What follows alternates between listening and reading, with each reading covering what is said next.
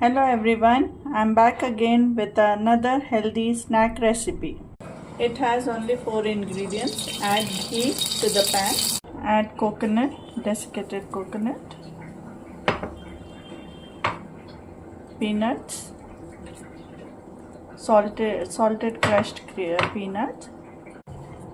Fry for 2 minutes on a low flame. You can see slowly the color is changing now. When you get light golden color, add jaggery or ghee into it and mix well. Cook till the jaggery melts.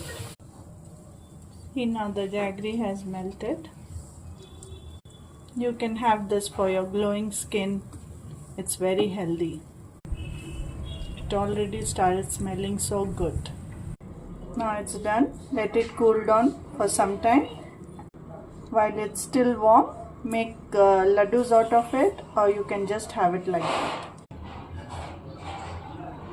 Thanks for watching.